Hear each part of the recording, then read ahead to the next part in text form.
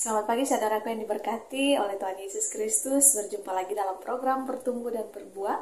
Pagi ini sama-sama kita akan merenungkan kebenaran firman Tuhan. Dan tema yang saya bagikan buat saudara semua di pagi ini dengan tema berfokus pada Tuhan. Saudaraku yang diberkati oleh Tuhan, banyak orang gagal karena gagal fokus. Apa yang kita fokuskan pasti akan berkembang dan menentukan hasil akhir. Jika kita fokus bekerja, maka pekerjaan kita akan berkembang.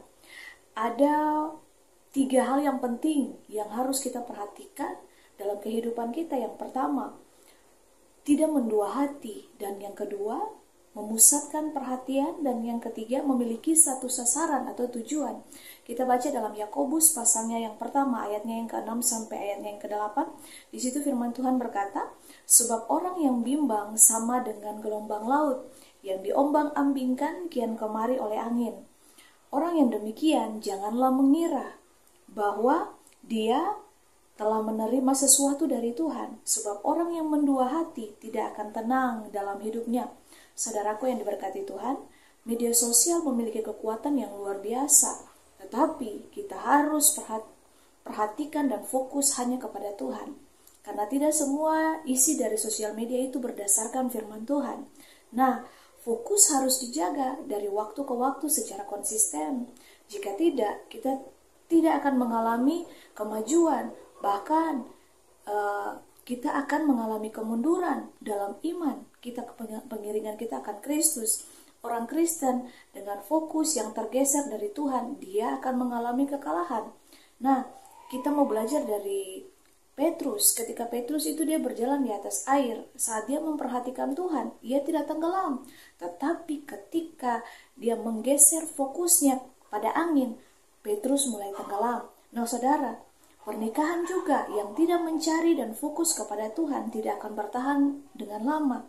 Kebahagiaan yang hanya dicari dari pasangan kita sebenarnya adalah salah.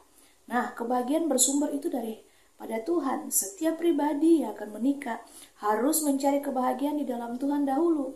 Kita bisa menilai Tuhan berdasarkan keadaan kita, atau kita bisa menilai keadaan kita berdasarkan perspektifnya Tuhan.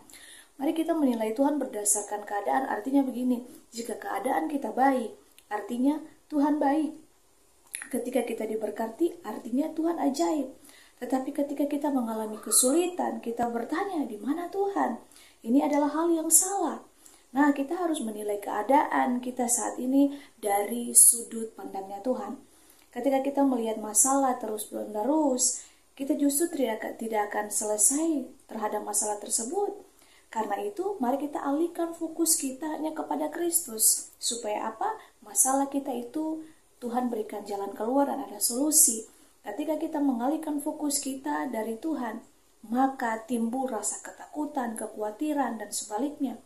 Saat kita berfokus kepada Tuhan, iman dan pengharapan kita itu akan timbul. Bagaimana cara supaya kita tetap fokus kepada Tuhan? Yang pertama, saudara, tetaplah berdoa. Dalam 1 Tesalonika 5 ayat yang ke-17 di situ dikatakan bahwa tetaplah berdoa. Berdoa itu membuat hati dan pikiran kita itu berfokus kepada Tuhan. Hati dan pikiran kita itu menjadi tenang. Dan yang kedua, mari kita baca dan merenungkan firman Tuhan. Alkitab itu adalah buku manual kehidupan manusia. Dan yang ketiga, mari kita belajar percaya dan taat. Kita percaya kepada Tuhan memang mudah, tetapi itu dibuktikan dalam ketaatan iman. Tanpa perbuatan, hakikatnya adalah mati. Hanya orang yang melangkah dalam ketaatan yang membuktikan bahwa ia percaya. Jika tidak, maka kita hanya percaya secara intelektual saja. Mari kita meneladani Abraham yang taat karena dia percaya kepada Tuhan. Berfokus pada Tuhan di tengah masalah dan kesibukan kita ditandai ketika kita mengambil keputusan. Apakah hati kita penuh dengan damai sejahtera? Ketika kita bersibuk ria dengan tugas-tugas kita, apakah dasar dari apa yang sebenarnya kita kerjakan? Mari kita kerjakan segala sesuatu dengan kasih kepada Tuhan dan sesama. Mari kita mau belajar untuk berfokus kepada Tuhan, tidak berfokus kepada apa yang terjadi di depan mata kita, tapi kita mau berpusat kepada Kristus yang adalah sumber pengharapan kita, pertolongan kita, kekuatan bagi setiap kita. Kiranya firman Tuhan ini menjadi rema yang kuat dan teruslah melangkah dalam iman, Tuhan pasti menolong, menyertai, bahkan Dia selalu membimbing setiap langkah kita. Tuhan Yesus memberkati. Immanuel.